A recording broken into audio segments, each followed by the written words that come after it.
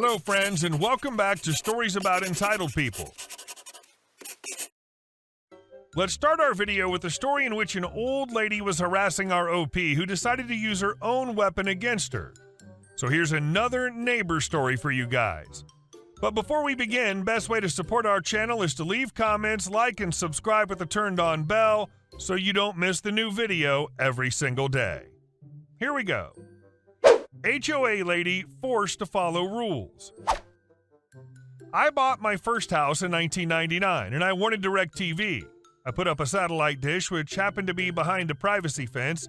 I also knew the FCC ruling that HOAs couldn't prevent you from putting up a dish due to some malfeasance with home builders who would make shady deals with cable companies to force homeowners to go with a specific company. I think that's right. I figured I wouldn't have any issues since it was behind a fence anyway. I got a knock at my door the next day, and it was my neighbor from across the cul-de-sac telling me she's on the board of the HOA. Your dish is in violation and must be removed. This was my first encounter with her. I politely explained the law as I knew it and told her to have a nice day. We didn't speak again, but she ended up moving out soon. Well, turns out she didn't move out and was just renting to some other lady I never spoke to, and the HOA lady moved back in a year later. There was an easement behind my house which was properly mowed when I moved in. I'd hit golf balls down there with my wedge, and my neighbor was into archery and used it as his range. By the second summer I lived there, it was overgrown and an eyesore. I couldn't even see the creek just behind my house anymore. I assumed the HOA would eventually cut it, but it just didn't happen. One weekend, I borrowed my dad's utility trailer and spent 3 days clearing out our little section behind the houses, hauling all the debris away, probably 2 trips a day. I did all this with a weed trimmer and hand tools, a quarter acre, maybe a little more. My arms were covered in cuts from briars, and apparently I was also dealing with sumac, poison ivy, or some other stuff, because by Monday I was having an allergic reaction so badly that I went to the doc to get a steroid shot. Laid up in the house all day, and I get a knock at the door. It's the neighbor woman again. Apparently there's a rule that you can't store a trailer in the driveway for more than 3 days, and this was day 4. I needed to remove it by the end of the day or face a $500 fine. She handed me a paper listing the rule. I was feverish, sweaty, and obviously sick, but she had no remorse and insisted it be removed today. I considered just paying the fine, but instead I angrily drove an hour each way to return my dad's trailer after spending half the day already waiting in a hospital lobby. I got home after dark. What struck me as odd was there was a list of things you couldn't store in your driveway: personal watercraft, boats, trailers, etc. The odd part was that motorcycle was listed on there. I don't ride one myself, but I thought it was a totally reasonable thing to keep in a driveway.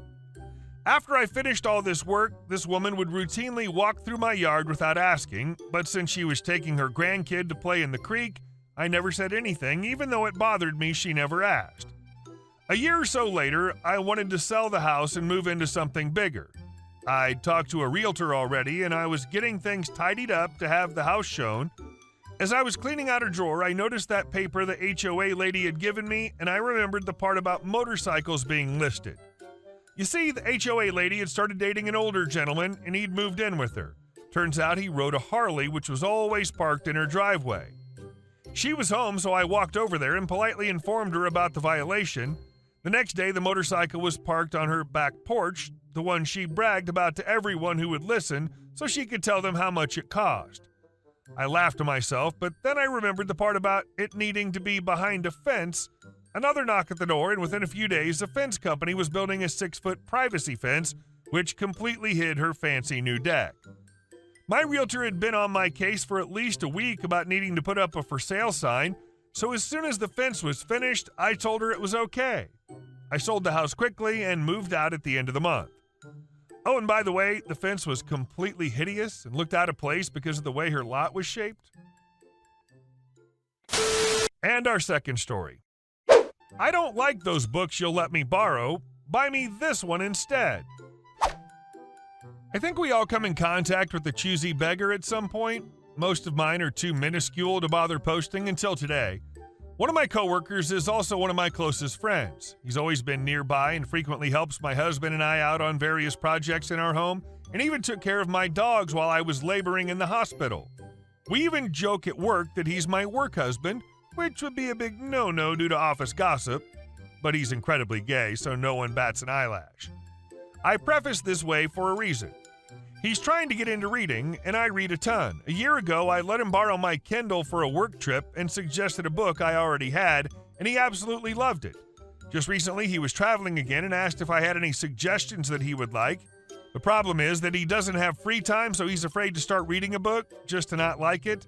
I had a paperback book I knew he would like, but knew he wanted to be able to just pull up the Kindle app on his phone, so I just bought the Kindle version of the book and shared my library with him.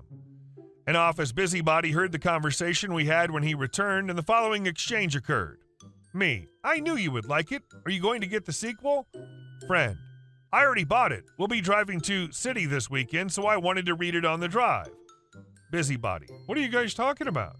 Friend: Oh, OP gave me access to her Kindle library while I was on vacation, so we're talking about a book she bought for me to read on there. Busybody: Oh, I love to read. Will you share your library with me? Me: I can just show you what I have and you can see if there's anything you'd like to borrow.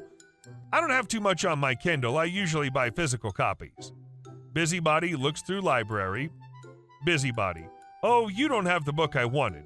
Me: Yeah, like I said, that library's fairly limited. There's only 30-ish books on there. Busybody: Can you look it up in the Amazon store? Me: You can on your phone, and then you can download the app and read it right there. Busybody: I know, but can you look it up? Me: Sure. I look it up. It's $7.99. Busybody: Okay, when you download it, will you share it with me? Me: I'm not downloading it. It's not even a book I would read.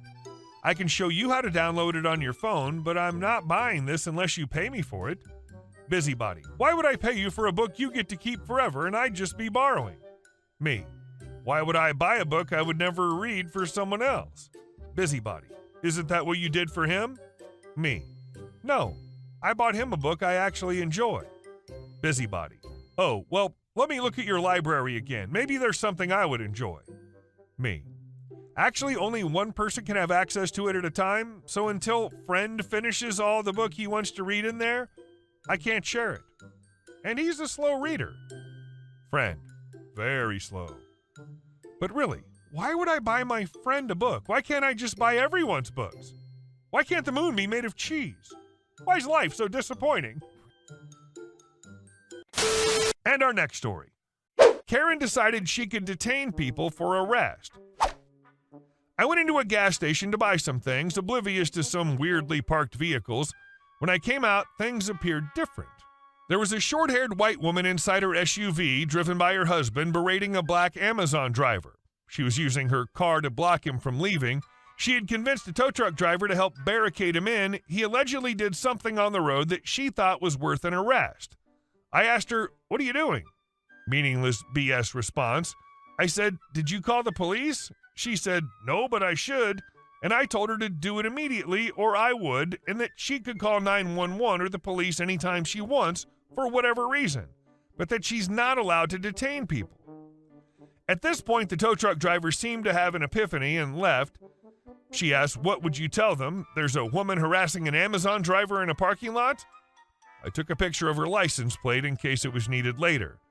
She left screaming a bunch of incredulous stuff. I told the Amazon driver he should just get out of here, and he said he just wanted to go home and was afraid the police were coming. The dude was terrified.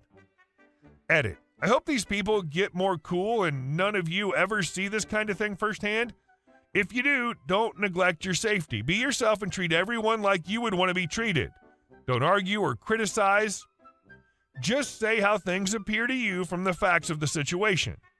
The universe isn't fair. You don't need to correct some karma or teach someone a lesson. Just try to get people to cool off. And our last story. Board member allowed a neighbor to build on my private property.